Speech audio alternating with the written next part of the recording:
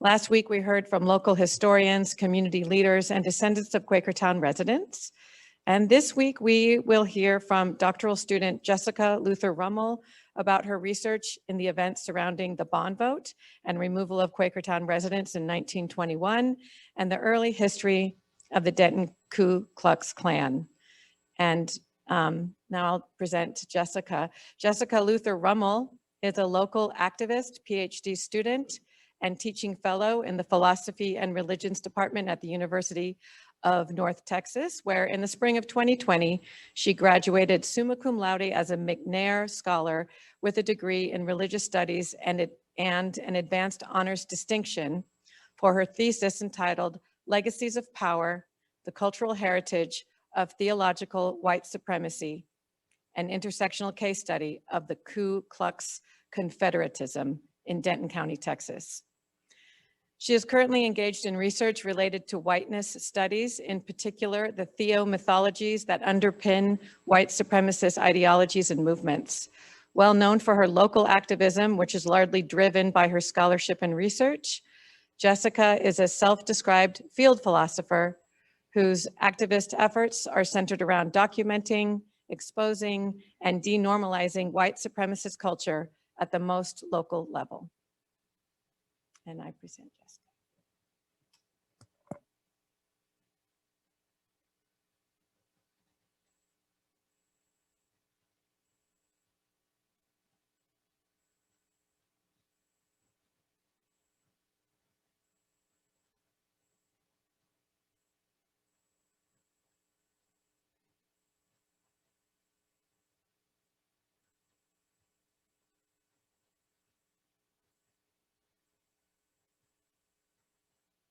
There's so many more steps now than there used to be. We'll get started.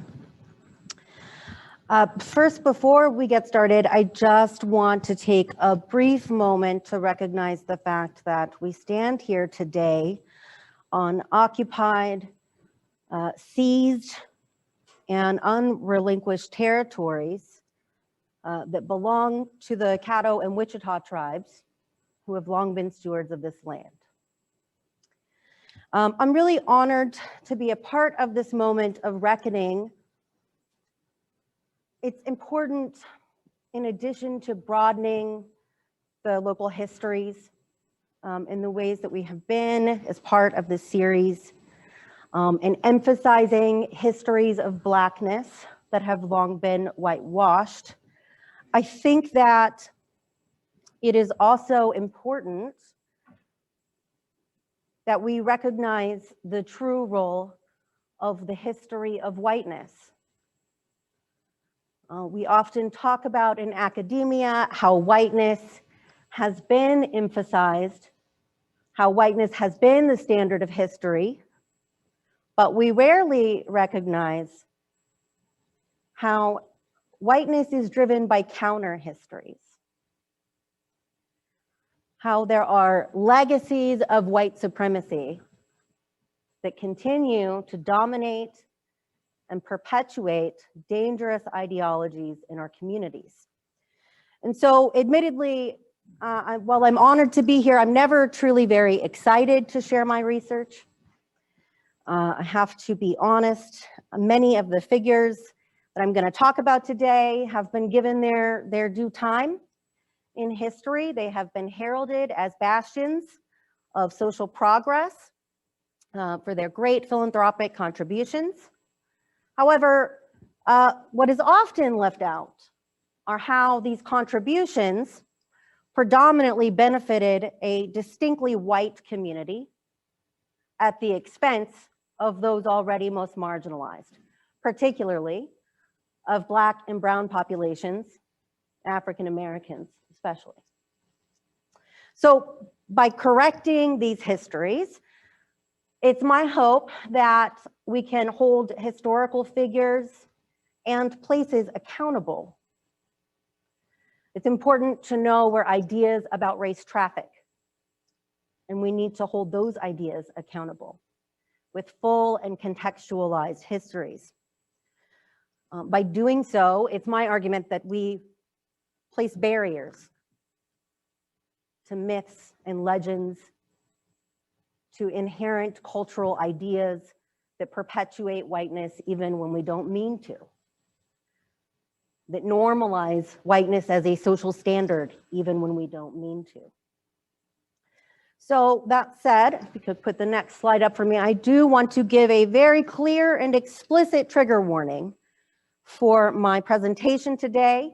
I'm going to use and share primary sources and recite language and share images that are explicitly racist and violent. I want to be clear that I don't do this to sensationalize this history, but rather to give it the full contextualization that is so often left out for the comfort of the privileged. And again, it's my hope that by airing these wounds out, that we can create a common space, a new ground, where true healing can take place, which I think can only happen at the most local levels. Federal policies will not heal the legacy of white supremacy in Denton, Texas. But people coming together to acknowledge the true history of white supremacy and the inherent benefits that have been stacked up for some and the inherent oppression that has been set aside for others, that is how we get to new beginnings. So that said, we can go to the next slide and I will go ahead and get started. So I want to take us, I know this is about Quakertown, but in order to understand the history of Quakertown, we can't start in 1920 when Quakertown was removed. We can't even start in 1900, whenever Quakertown really started to prosper and thrive. We have to go back to pre-Civil War era and Civil War era Denton. And there's a false notion, a false pretense that Denton was largely spared Civil War and Reconstruction era violence. I want to go ahead and clearly summarize today that that is unequivocally false. There is an extensive history of violence against enslaved populations and Union sympathizers in North Texas, including Denton. We can talk about the great hanging of Gainesville, where in just a couple of weeks, nearly 40 persons were hung in one of the largest mass hangings in the history of the United States, accused of being Union sympathizers and abolitionists. This was just 30 minutes north of Denton. We can also talk about the additional nearly 24 people who were murdered in the weeks following the great hanging of Gainesville, something which is rarely acknowledged. One of these individuals, accused of being an abolitionist, was shot and killed on the square right here in Denton. Abolitionist fears, or fears of abolitionist sentiment in Denton, was so prevalent leading up to the Civil War. There was a committee established in Denton to root out Union sympathizers. This committee had the power to go to any private property and search it. It had the power to go through all mail in and out in Denton. And this committee was also responsible for at least one vigilante lynching, which took place on the Dougherty plantation, the lands of which we stand on today. You see here on the slide, the wife of Thomas William Dougherty. He and his brother, Boone Dougherty, were both Confederate soldiers. And while gone at war, towards the end of the war, when sentiment was very high, fears of abolitionist sentiment was very high. Union armies were getting closer in proximity. It was sure that the South would lose. Everyone was certain that there was an uprising coming. And so when a man named Nels, quote unquote, sassed Martha, the wife of Thomas W. Dougherty, word spread quickly, and this vigilante committee came and they pulled Nels out of the facilities that were built behind the Dougherty main house, where he and other enslaved persons lived, in the middle of the night, and they hung him from a tree where he was found the next morning. In recollections of this incident, Boone Dougherty pointed out how the fact that there was space for at least a dozen more enslaved persons was pointed out to other enslaved individuals on the plantation.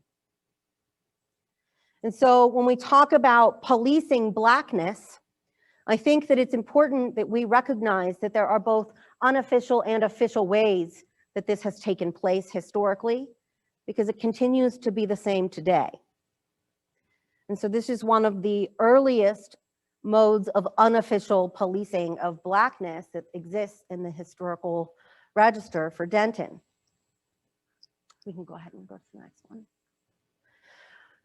After the Civil War, it's important to point out that Confederate veterans and their sympathizers continue to remain as the prominent social, cultural, and political leaders in Denton. We're talking about the mayor, city council persons, county and precinct judges, attorneys, the Denton County Sheriff. And throughout the Reconstruction era into the end of the 1800s, a distinct culture of what I have coined Ku Klux Confederatism became the new normal, and it thrived in this region. Neo-Confederates used both sanctioned law and vigilante Klan violence that was notorious for the Reconstruction era to ensure white supremacy remained the status quo, to control how and where Blackness could exist.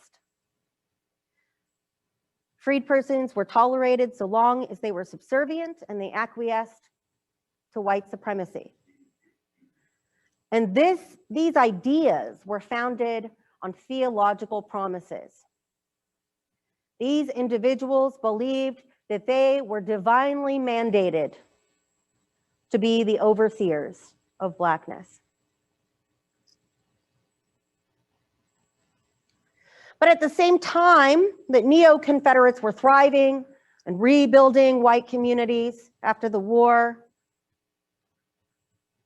Blackness was also resilient, as we've heard in the stories about Quakertown.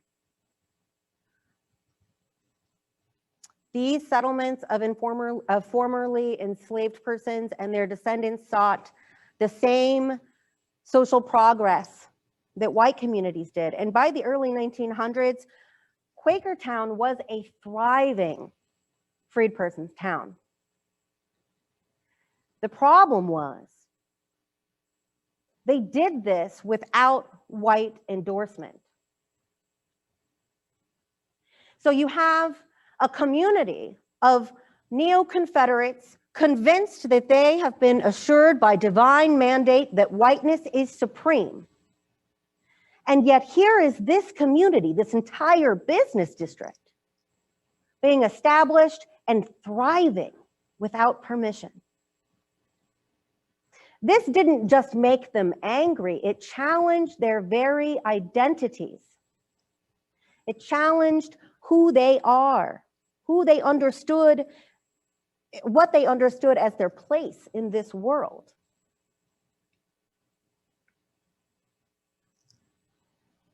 And so, as part of the response to this Black excellence, we see in the early 1900s an increased participation and promotion of Southern white heritage organizations like the Old Settlers Association, the United Confederate Veterans, and the United Daughters of the Confederacy, which I will from here on out refer to as the UDC. These groups pushed counter-historical narratives about Civil War and Reconstruction era. They were complete myths, quite frankly. They were invested in creating counter-historical narratives that valorized an earlier Reconstruction era Klan, that valorized white men willing to commit vigilante acts of violence against freed persons and enslaved. They valorized white persons willing to use force to regulate Blackness. Collectively, they treated and portrayed Blackness as an evil and a threat to white womanhood. And none of these groups were more successful or committed to these efforts than the UDC. As members of a white heritage organization whose membership was based on blood lineage to these white male figures who they heroized, the power and influence that these women held over their local communities, it was incredible. These women presented the Reconstruction era in the South as a tragic, apocalyptic era. They saw themselves as bastions of hope committed to restoring the old South. They often used phrases like, back when the South was great. You could say that they sought to make the South great again.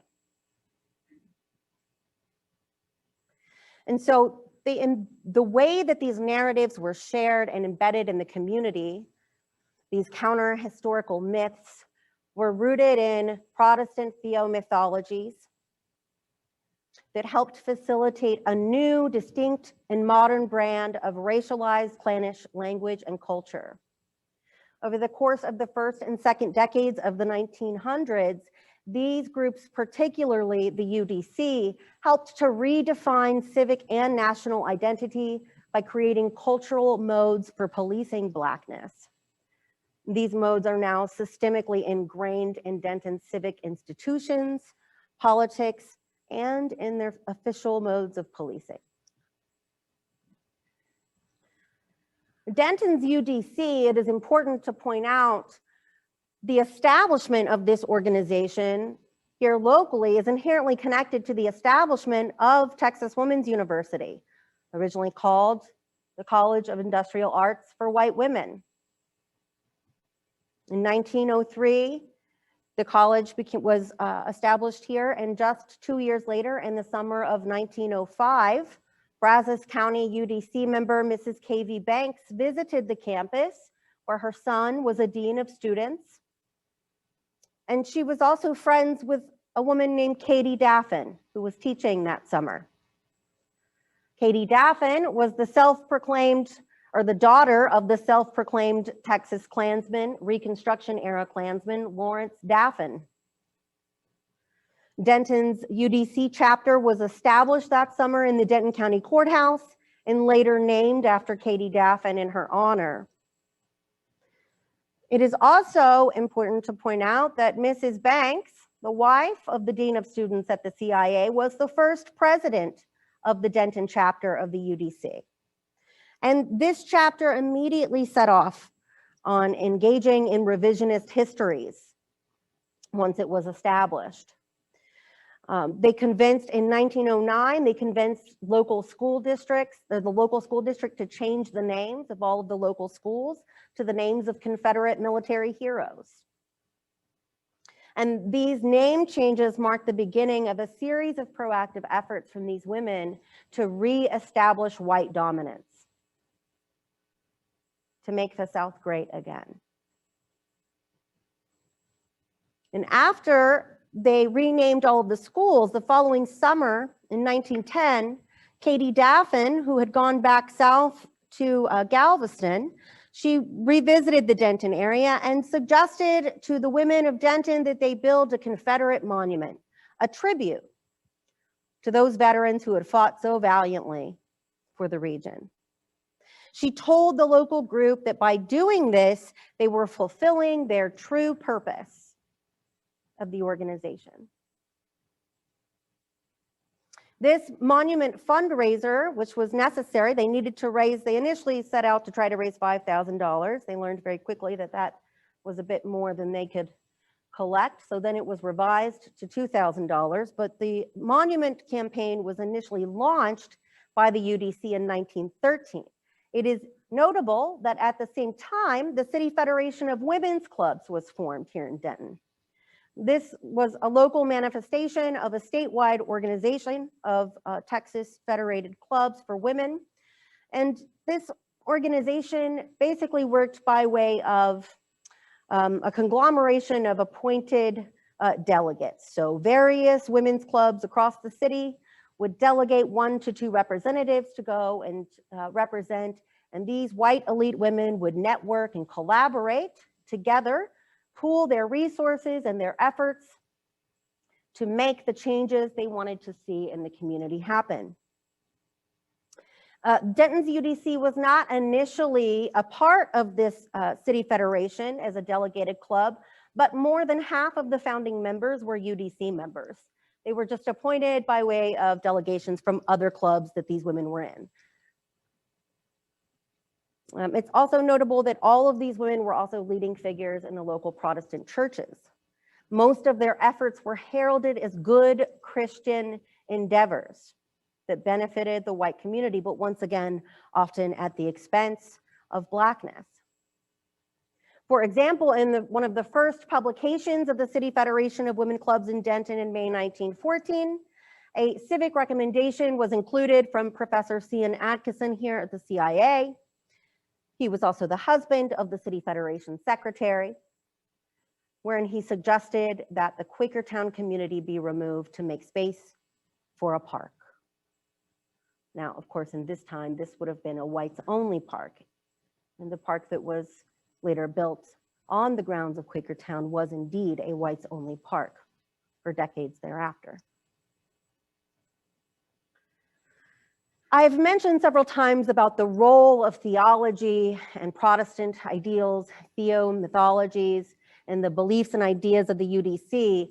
And I do so because in order to understand the meaning and the policing role of Denton's Confederate monument erected by the UDC, we have to understand the types of ideas and beliefs and legends that this group was engaging with. In 1914, at the same time that the City Federation was formed and Dentons UDC was heavily launching their fundraising efforts for the Confederate monument, they began to study a text entitled Wrongs of History Righted, which was written by the national UDC historian Mildred Lewis Rutherford. This is a 40-page work which claims to offer a true history of the war between the states, as this group did not acknowledge the words Civil War.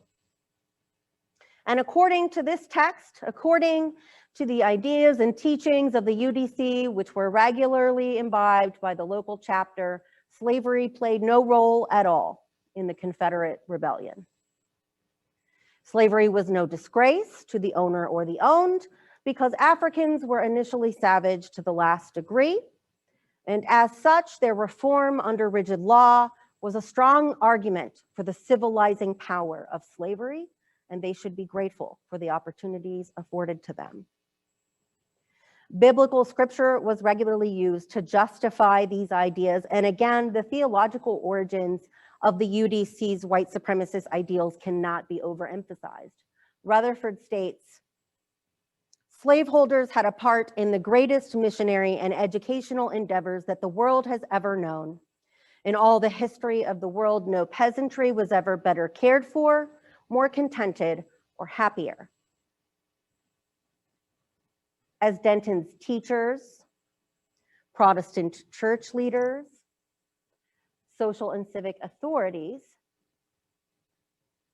the UDC was capable of disseminating these ideologies throughout the community, and they did.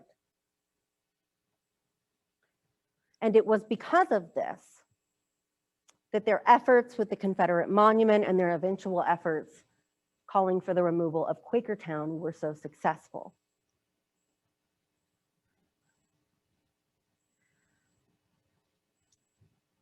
These ideas, these myths, often celebrated first-generation Reconstruction era Klansmen as valiant heroes. Pop culture began to pick up these ideas in the mid-19-teens.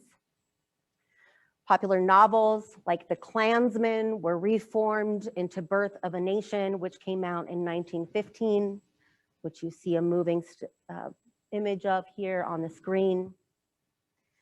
And these apocalyptic ideas of a Reconstruction era wherein white people were under threat from liberated, formerly enslaved populations facilitated the emergence of the first American masked hero, the Confederate soldier, the Confederate veteran, riding on his steed in his white hood and cloak.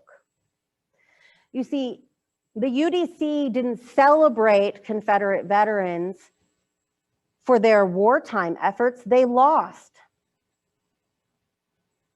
They were heroes because when they came home, they were willing to do whatever was necessary to sustain white supremacy despite that loss.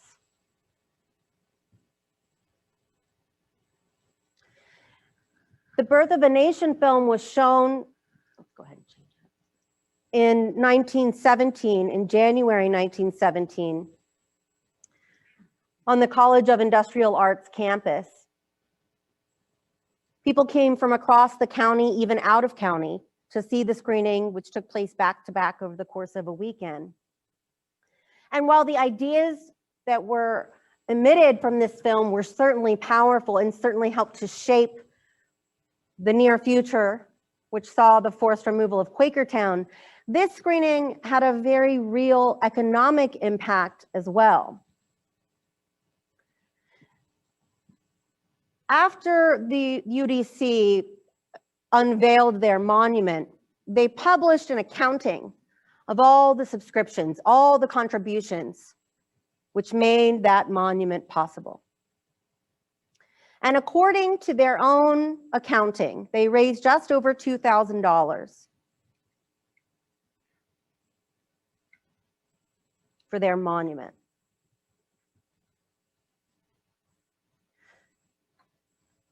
They claimed that 144 individual contributors gave $1,322, accounting for 65% of the funds needed. They claimed that an additional $720 was raised from various UDC fundraisers, which were launched on the square. However, the UDC, over the course of their 5-year monument fundraising campaign, regularly updated the press with an accounting of their individual fundraisers. And according to those individual updates, UDC fundraisers on the square only raised a little over $115. As of January 1917, the UDC was still $605 short for their monument. But within weeks after the screening of Birth of a Nation, they had all of their money. There is no doubt that this screening facilitated the remaining funds needed,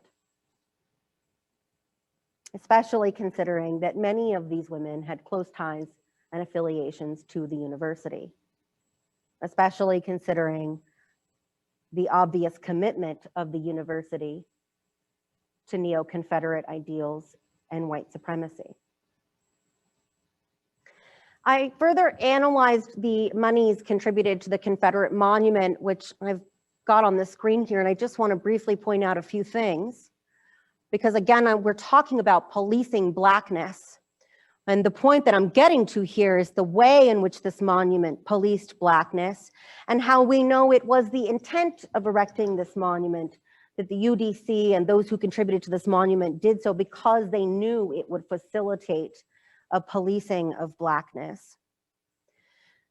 Of the contributions made, of the 144 contributions made, at least 22% of those contributors were either members of the UDC or family members thereof, and almost 30% of the individual contributions came from those subscribers.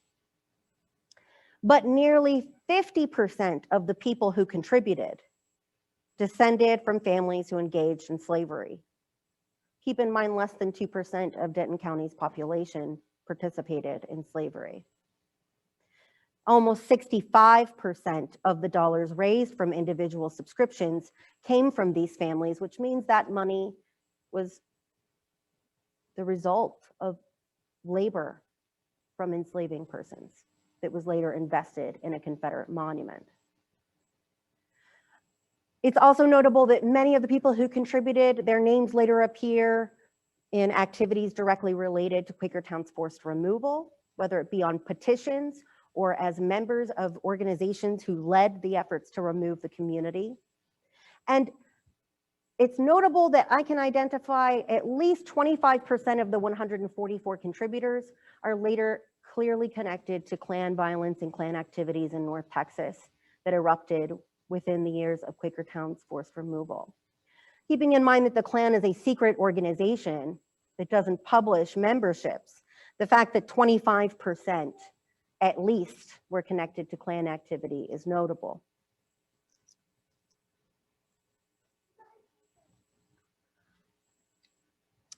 So when we're talking about connecting neo-Confederate ideas and Klanishness to this idea of policing Blackness, what I'm arguing to you is that the UDC, as a collective of elite white women, used their social power and civic authority to motivate and perpetuate white supremacist ideologies that eventually led to a second generation Klan in Denton.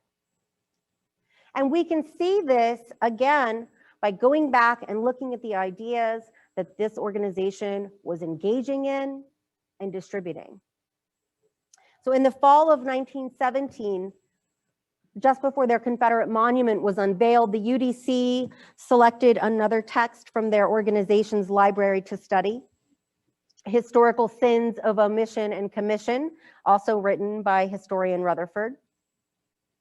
This work is largely focused on the Reconstruction era. It features a collection of disparate articles, which are largely attributed to anonymous authors with Rutherford's commentary throughout. It is a pseudo-history at best. But it distinctly emphasized the redemptive roles of the Reconstruction era Klan.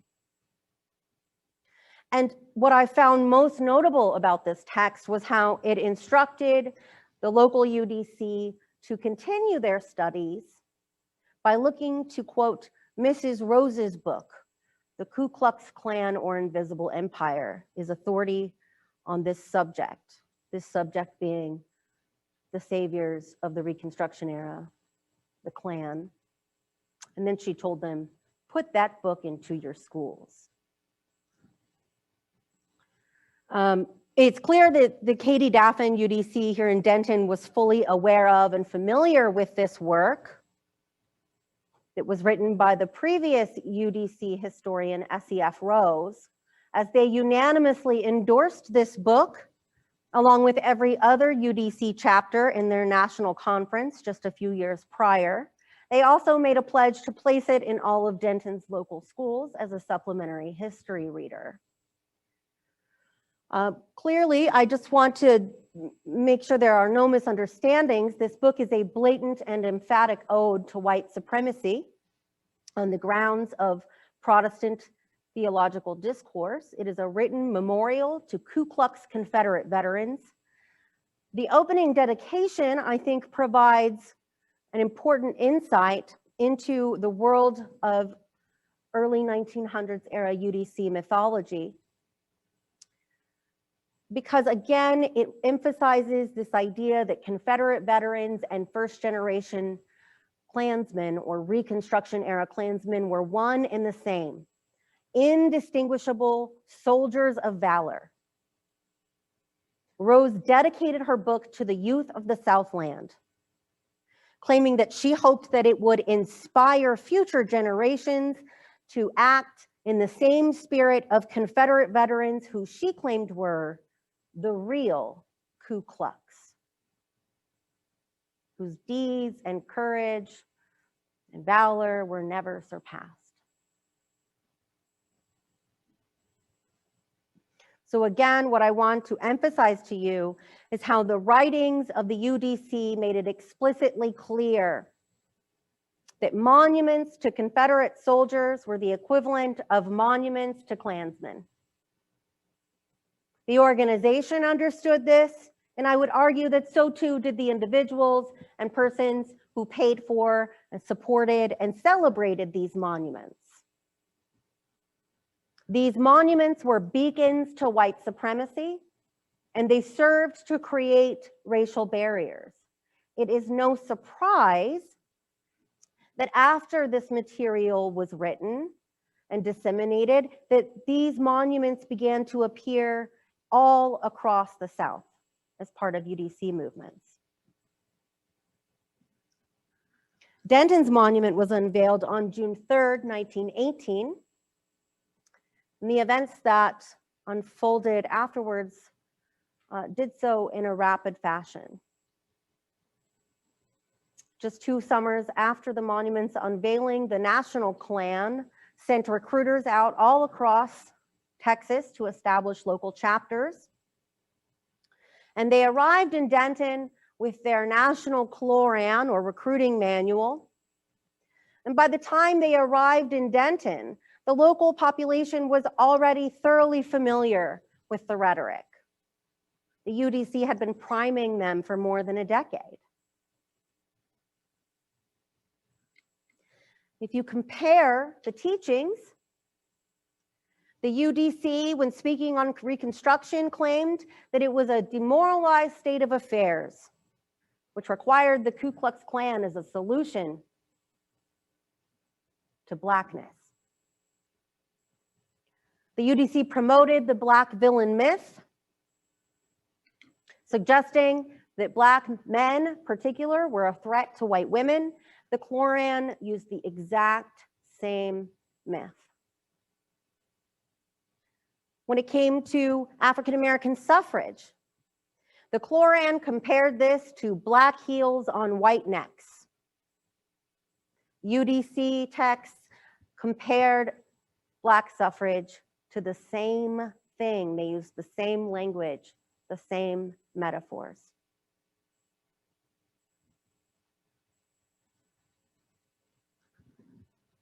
Understanding these connections, it should be no surprise that at the same time these Klan recruiters are traveling across Texas, the City Federation in Denton, led by the UDC, partnered with the Chamber of Commerce and the Rotary Club in a public campaign to forcibly remove Quakertown and replace it with a whites-only park.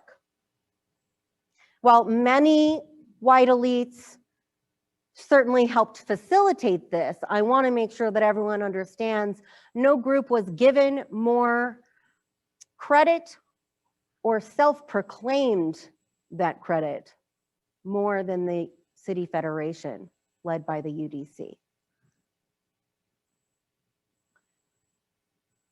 So at the same time, the plans to force Quakertown are announced, Denton's Mayor H.V. Hennon began assembling a publicly funded but unofficial policing force dedicated to ensuring the ouster of Quakertown went in favor of white civic leaders. In my thesis, I argue that this unofficial policing force was in fact the beginning of Dentons Clan. Now, Klan infiltration into local politics and government was pretty standard operation for the second generation order, especially in North Texas. Just 50 miles south of here in Fort Worth, the Klan there had over 6,000 members by this time, its highest ranks among city and county officials, as well as police. The Dallas Klan infiltrated the offices of the Police and Fire Commission, the police chief, the district attorney, judges, and untold number of police officers were all members of the Dallas Klan. So, corresponded to these regional trends, Denton's history suggests that the local Klan actually began in the city commission as a regulative body to enforce Quakertown's removal. Despite the fact that we can track more than a year's worth of policing through city commission minutes, the commission did not officially authorize a police department with deputies and salaries and cars until June of 1921.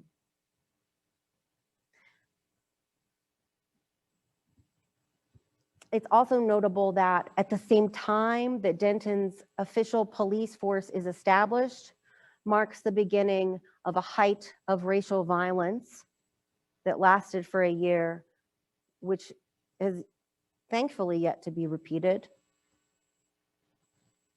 But to know that the establishment of a police department resulted in an expansive and brutal unleashing of vigilante violence against African-American residents. Violent crimes and mysterious murders, all during this time in the year following the establishment of the police department. Many of which I showed to you on the last screen, but I think the one that speaks most to the topic we're covering today, this notion of policing Blackness both officially and unofficially, I think lies in the story of Ransom Johnson. In fall 1921, at the height of resistance in Quakertown to the city's efforts to remove them, Ransom Johnson's grandson, Ennis, was accused of offending a white girl in Pilot Point, just north of town. And just a few days after these accusations went public, Ransom Johnson was supposedly found dead in the back of a Denton grocery store. Now, the Denton Record Chronicle published an article that highlighted his immense suffering after supposedly accidentally drinking liquid carbon dioxide, which he mistook for whiskey. Just to be clear, carbon dioxide does not exist in liquid form except under extreme pressure. It's also relatively harmless. It's what makes all of your sodas bubbly. But this lie wasn't just told in the press, it's on his death certificate as well. So we know Ransom Johnson didn't die from carbon dioxide poisoning.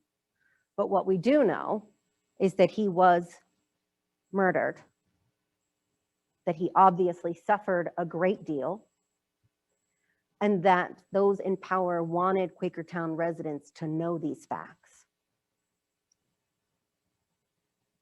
This was a method of policing Blackness.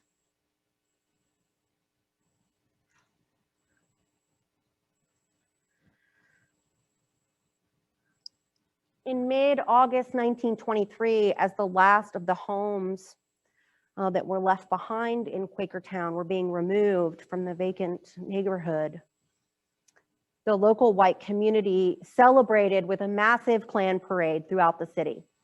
More than 250 Klanspersons attended and marched through the square, while more than 20,000 people watched.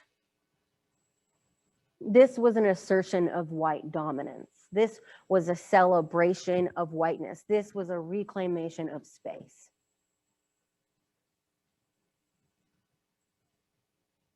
This was a marking of territory, because to be clear, African-American residents were not allowed back onto the square, not welcome back there for decades thereafter.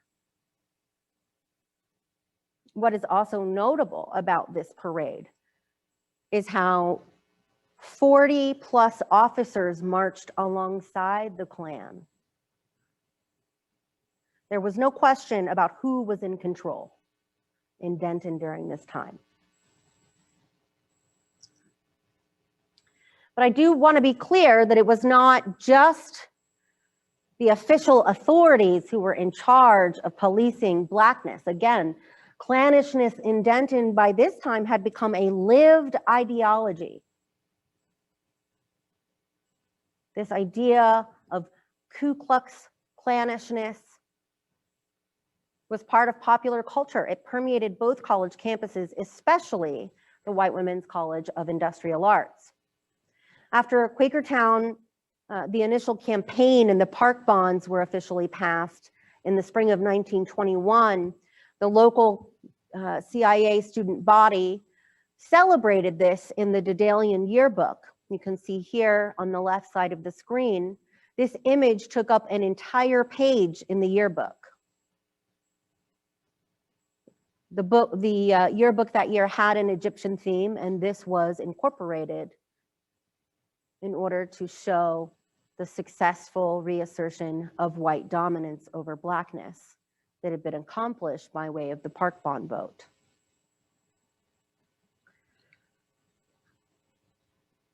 You can see there are also on the right of the screen. I want to be clear, I selected a few examples of mentions of clannish culture in the lasso, but there are dozens that I have found. I'm sure there are many, many more. And in December 1922, you can see on the bottom corner of the screen on the right, a body of women at the college campus made it very clear that they had established a women's Klan at the CIA, the owls being the mascot for the university.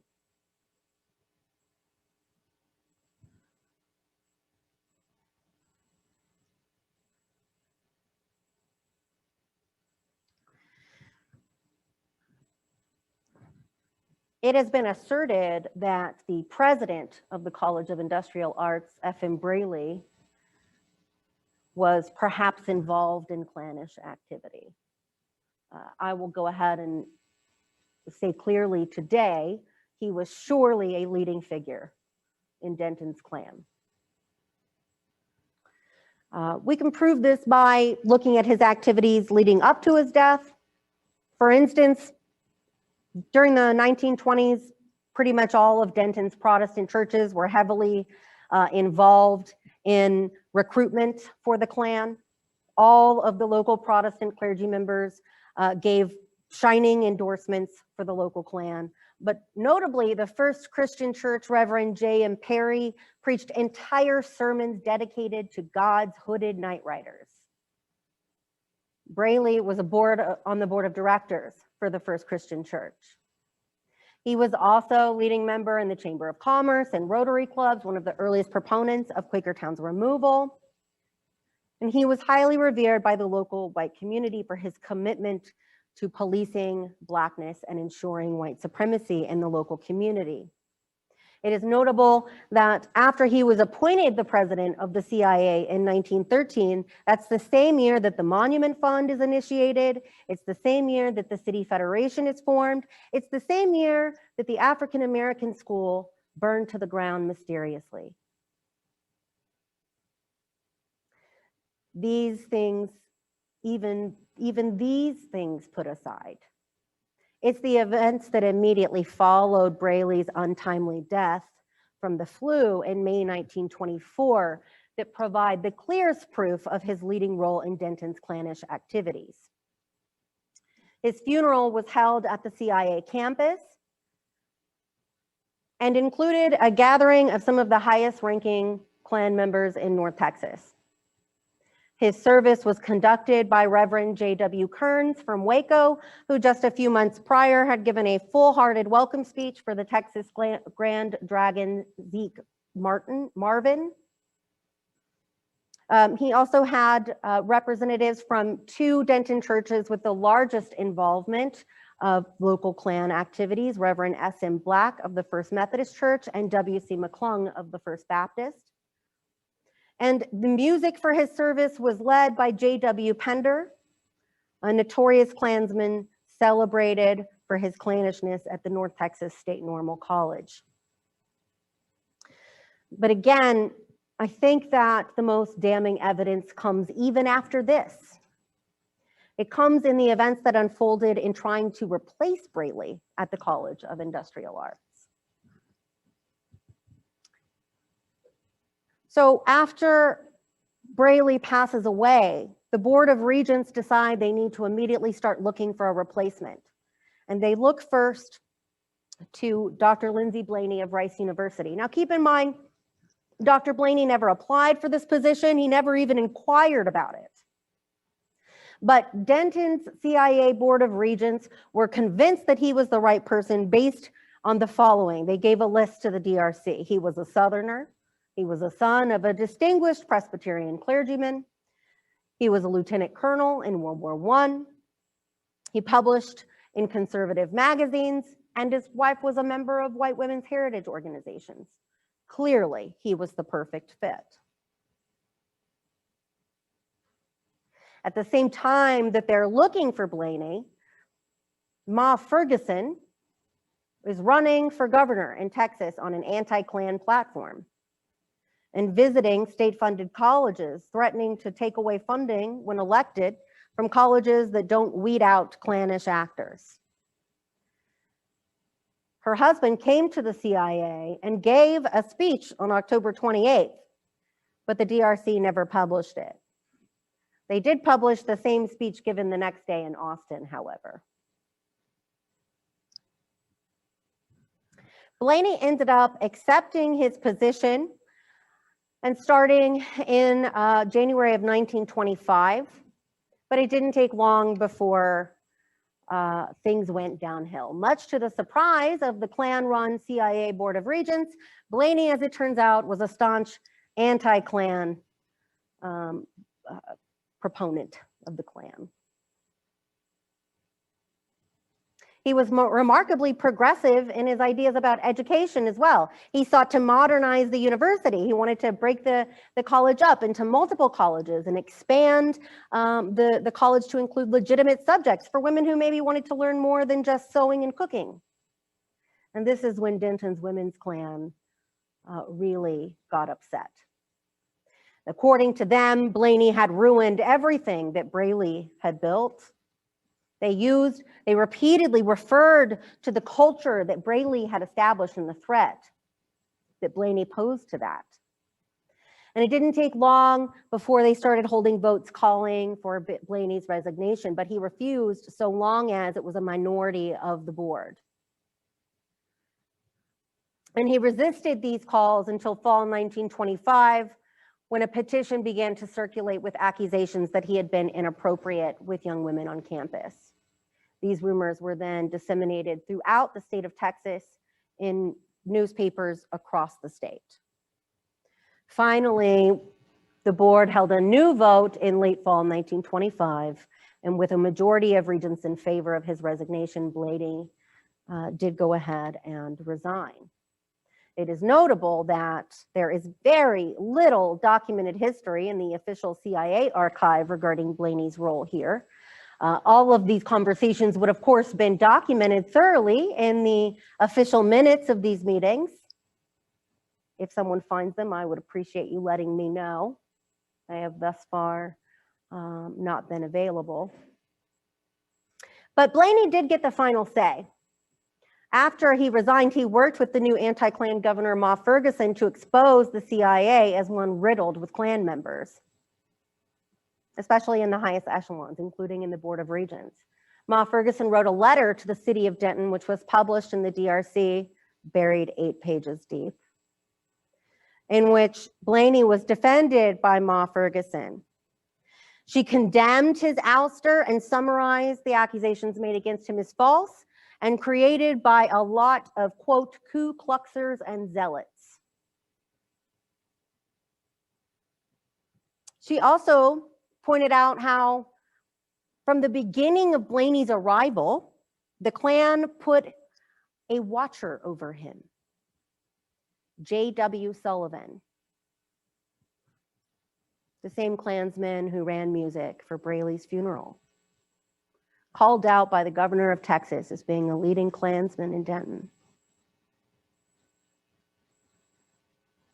Surely Braley's legacy, which was immersed in this culture of white supremacy, was more than just ideology.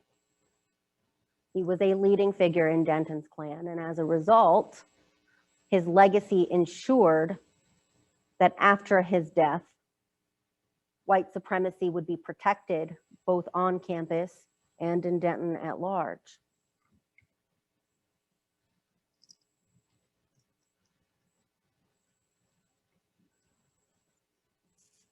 We've talked a lot today about policing of space and place with mythical memories rooted in white supremacist ideologies.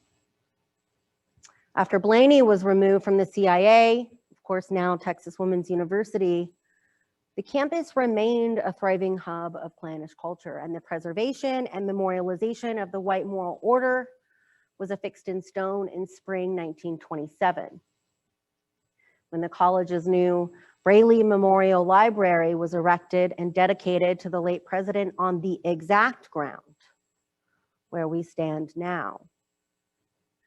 Ceremonies and the DRC commemoration overtly connected the College of Industrial Arts president's memory with a Civil War era lynching of the enslaved man named Nels, who I mentioned to you at the start of this presentation.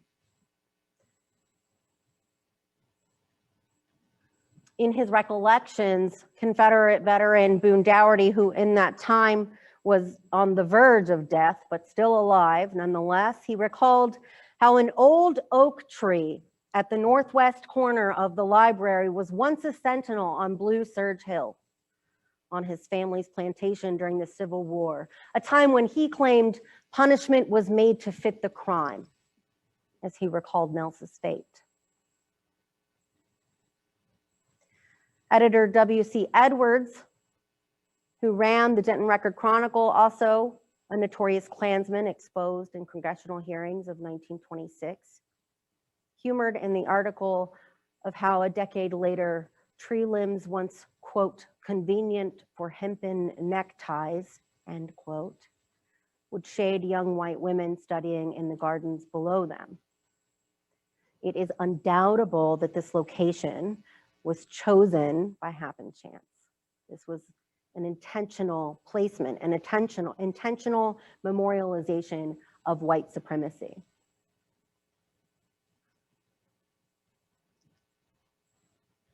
So in 1937,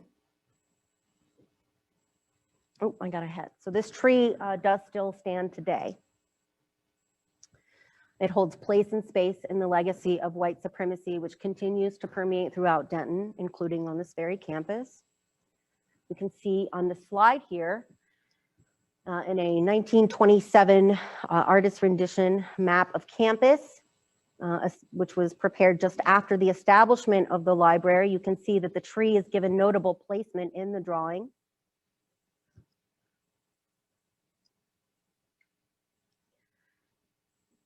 And to the left of your screen, you can see a photograph taken in 1935, where you can see the tree in the right of the frame.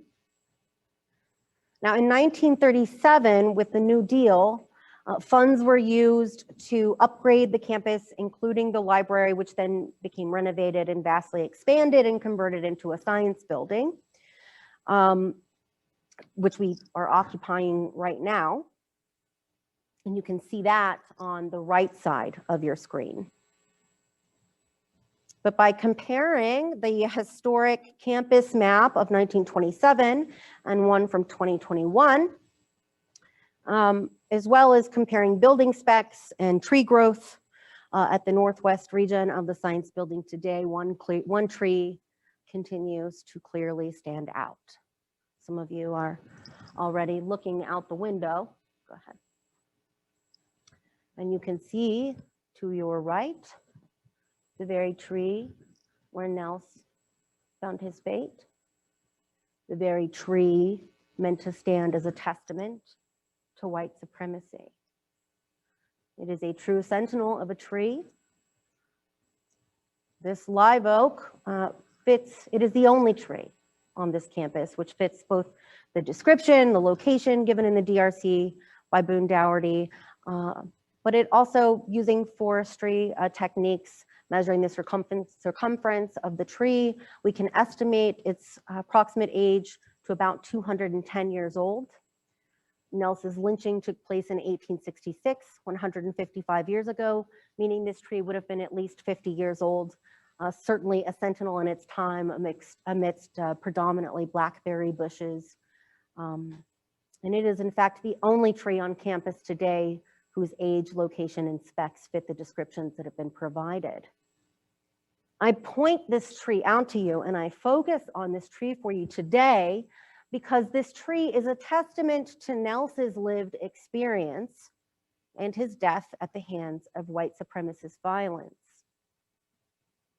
And so again, by exposing and flushing this legacy out, this legacy of policing Blackness for the sake of whiteness's prosperity and comfort, it's my hope that we can create new space that acknowledges the history of oppression that is inherently connected to these ideas of social progress that we hold on to so dearly, that we can make some space for else.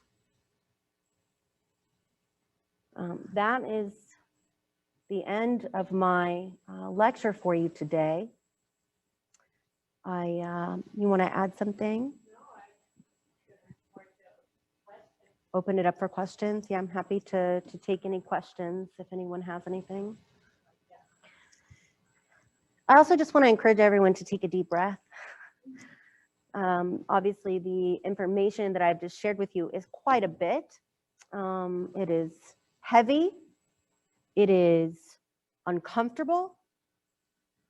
And sometimes it's difficult to sit with as well as engage. But I would encourage you, if you have questions or even ideas, I share these lectures as a form of what I consider to be a form of social reparations, this accountability of whiteness.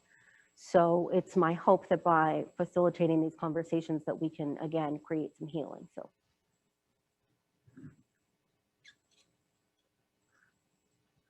Sorry. I would say you can move it on so people can see it. Do we have any questions in the chat? Okay.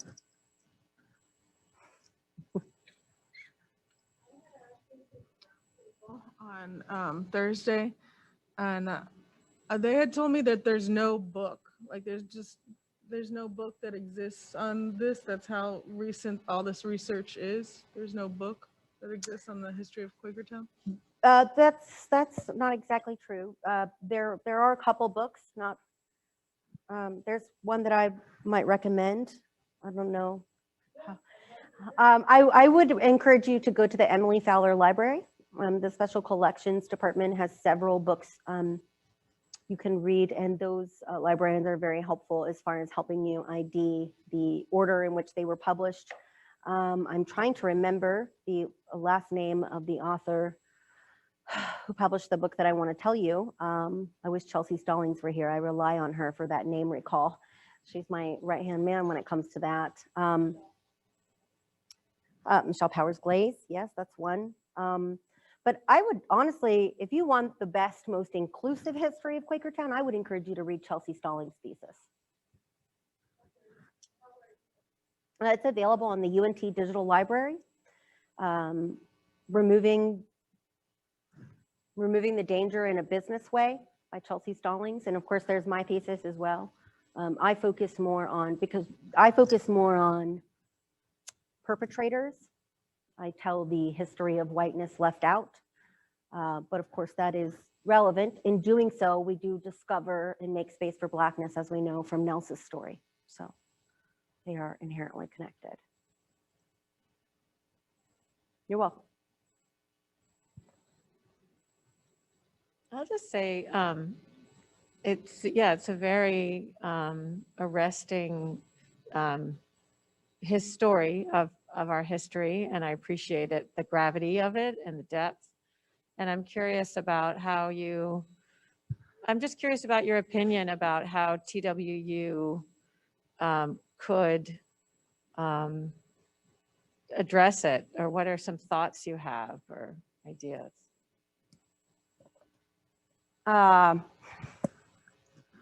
You know, I have my thoughts and ideas. I wonder how appropriate it is for me to share them. I am not an inheritor of the oppression and the systemic nature of oppression associated with these histories. You know, I've heard some ideas lately thrown around about spending, I don't know how many hundreds of thousands of dollars to build a memorial garden. I think that memorialization is important, so I certainly don't want to undermine that. I know that there are lots of members of the African American community and descendants of Quakertown who support this idea. I can't help but wonder, however, what that repairs.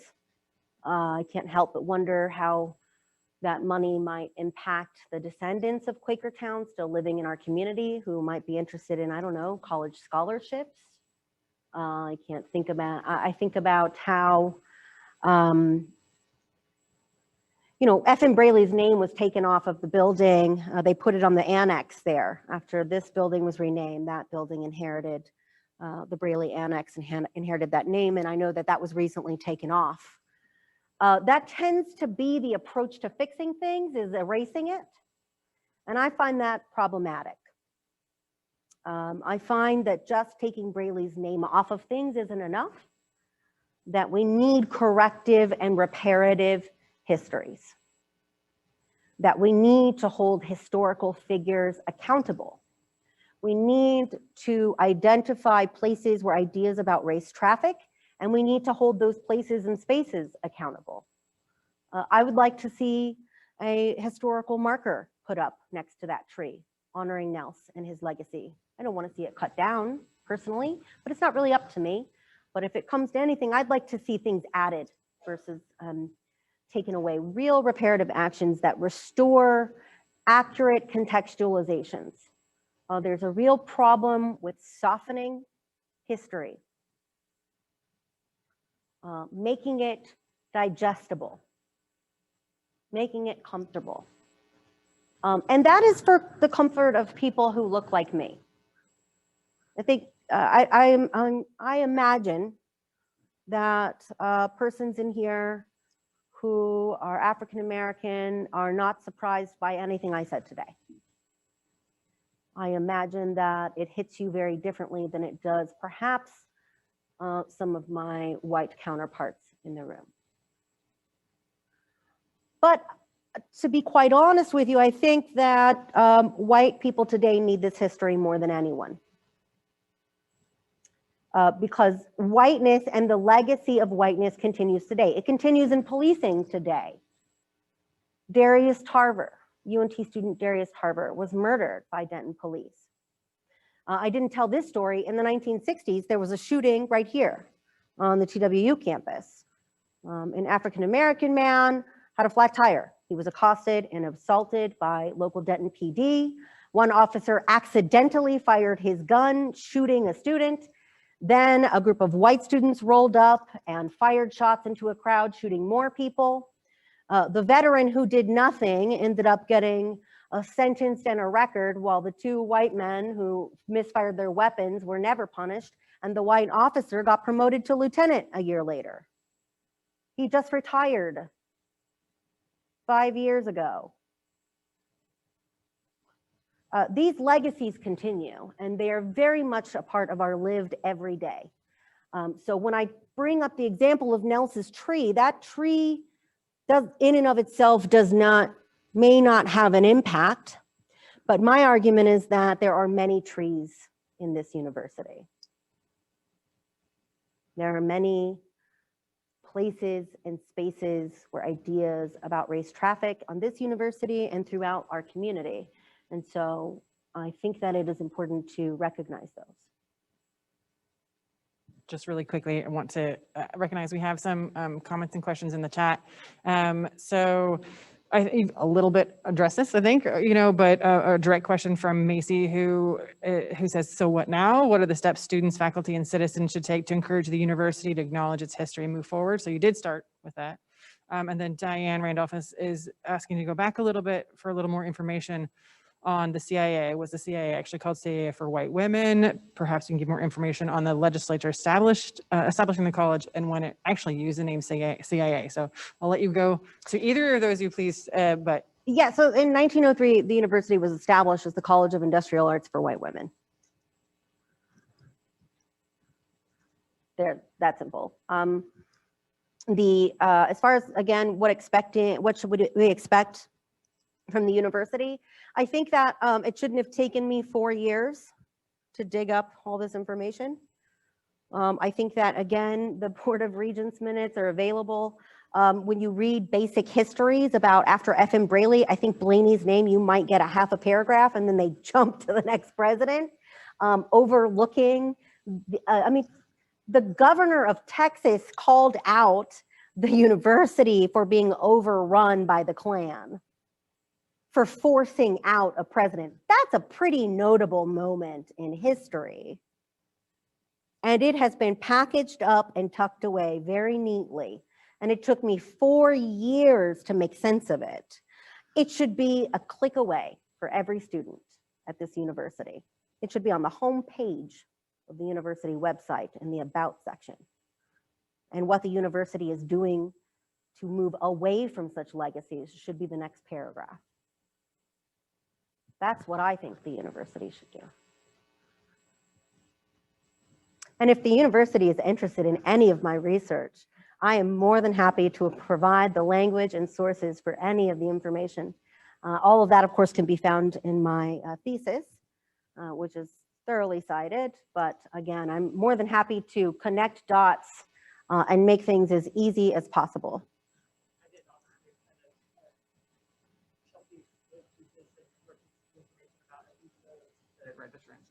Oh, thank you. Okay, yeah.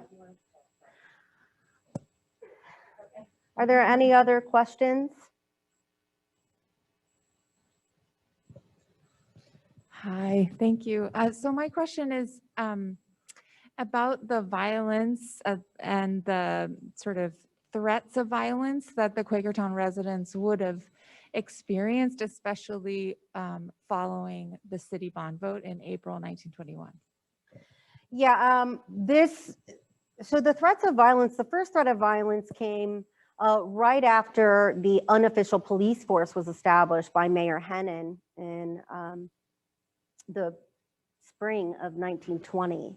This is right after the park bond vote is announced. And then there is basically what we can interpret through the archive is that when residents of Quakertown found out about the plan, they were really upset, as you can imagine. And so they had a meeting and there were people who were upset, and so 5 people were arrested for public disturbance, you know, and this concept of being arrested on, you know, frivolous charges was the first that we see. But as we are also typically fed narratives of Quakertown, it's like, oh, it wasn't that big of a deal. Everybody was just, you know, they went through the process, they sold their homes. No, there were multiple meetings wherein Quakertown residents refused to sell. They were being offered pennies on the dollar for their properties. And there was a notable and committed resistance in Quakertown. And the more vocal this resistance became, the more that violence and threats of violence increased. Letters were left throughout the community. Whenever the church was burned down, there was a church burned down. And so groups of Quakertown residents went to hold their meetings in a field, and the Klan rode out and threatened them with violence. I believe their exact words were, "Worship God, but pick cotton." We have the story of Ransom Johnson. At least 2 series of lynchings occurred in Pilot Point. Another point that we should point out is Quakertown was not the only community. We know that there was at least one other community in Pilot Point that was also forcibly removed at the same time. And it looks like another in perhaps Shiloh. This was systemic, forced removal and erasure of Blackness. So the threats and the violence was real. And I should also note that white people who did not acquiesce to the white moral order and these ideas of Ku Klux Confederatism and a commitment to white supremacy, they were punished as well. And I only bring that up because I want to point out that in order for white supremacy to be upheld, it requires total buy-in, which is why white complicity is as prevalent as it is now and always has been, because for as many people who endorsed the Klan, and as many people that you know, openly supported it, others who may not have just sat in silence. So the few who were bold enough to speak out or against Klanish behavior or white supremacy, they were also met with violence, making it increasingly difficult for those with some social power, political power to make a difference. And I think that that is important because we can see how that correlates to today. You know, I'm an academic who frequently has to have security hired for my events to give lectures on history. And I'm anti-police. Oh, I said it. Yet I have to consent to this because universities won't have me to give my lectures. Places won't have me to give my lectures unless that is agreed to. And necessarily so, because I live in a world of violence just by sharing this history. It is very real and it continues today. I've got two related questions in the chat from the webinar. The first is, River, my question is, who in your opinion might be the appropriate stakeholders to guide the telling of that history and other more direct reparations to those stakeholders? Is there something we as students can do to promote this reparation? And then a related question, could a thoughtfully planned and designed memorial possibly enable ongoing dialogue and enhanced awareness? I'm certainly not the person to answer that. I think that, you know, when we have the roundtable series and we bring Black community leaders to the table and we bring, you know, the descendants of Quakertown survivors to roundtables, I think these are the individuals to answer those questions. I think these are the stakeholders whose voices need to be amplified when we're talking about reparations. I think that, you know, as far as students and teachers, we can all do the work. We can all do the work. We can all do the research. We can all tell the stories. We can all emphasize the importance of addressing these histories. And we can all speak out and up when we see the legacy of white supremacy acting in modern culture. We can all do that work.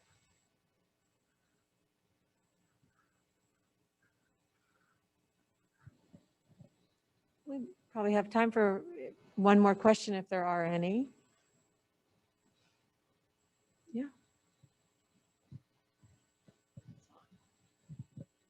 Hi, I was wondering, do you know anything about like Fredmore? Because I've heard that like they were like, oh yeah, Quakertown residents, like they were fine. They like were moved to a community in Fredmore. Yeah, it was great. And somehow I doubt that. Yeah, Fred Moore was a notable member of the community, and he did, you know, establish the school after the burning of the school in 1913. He helped establish the new school in Quakertown.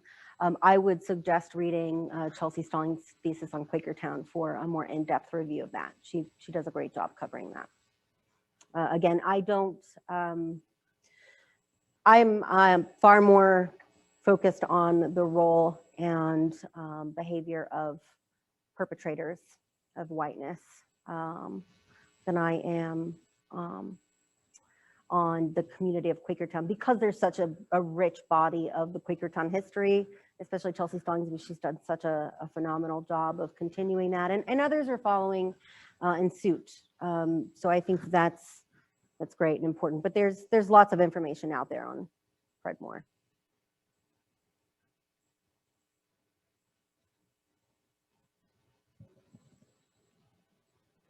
Thank you.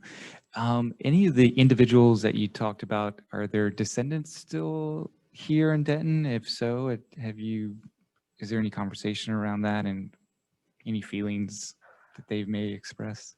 Most of the individuals I talked about today have descendants still living in our community. My thesis just became public. I suppose we shall see. I make a lot of connections between the past and the present, particularly in my footnotes. Thankfully, most people don't read those. But if you do, there's a plethora of additional information there about, again, how the past connects to the present. You know, there are still schools in our community today named after historic figures who were actively involved in clannish activities. There are other places and spaces in our community today that continue to perpetuate the legacy of white supremacy. But in short answer, yes, there are descendants of many of the folks I talked about today here in Denton still. I have not personally had the pleasure, though I'm sure that day will come and I look forward to it. I think that what's important to understand too, and I appreciate this question because it gives me a nice segue to this statement, which I think is imperative, and perhaps it's a good place to stop. But, you know, we talk about this word reparations, I was just talking about this in my ethics course. This is not about whose ancestors enslaved people. This is not about who was or wasn't enslaved. Listen, this is a national debt. We've all inherited it. Every single one of us. And as a resident of Denton, we have inherited a unique and local debt. I truly believe that reparations and healings on issues of race, gender, and class, all of them must happen at the local level. We have to find ways to build community. We have to find ways to trust our neighbor. We have to find ways to have faith in our community. And that only comes from true trust, which means airing out the laundry, putting it all out on the table, and coming together to sit at that table in our mess and find ways to heal.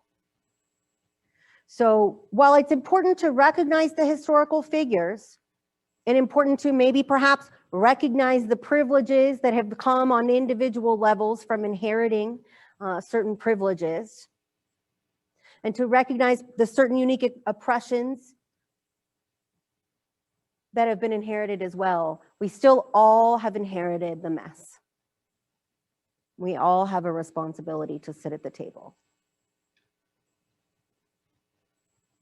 I think those are excellent Yeah, we can end closing there. words, Sure. closing remarks. I want to thank you so much, Jessica, for joining us today. Thank and you for your having me. My honor. scholarship. And what else should I say, Gretchen? Yeah, we have events planned for the spring in April, I believe. We don't have an exact date, but we'll be having a town hall where we will be bringing together our students who are working on and developing scholarship in regards to Quakertown. This is an interdisciplinary project involving faculty and students from many, many departments on campus. And so we're looking forward to the town hall in the spring as a culmination. Thank you.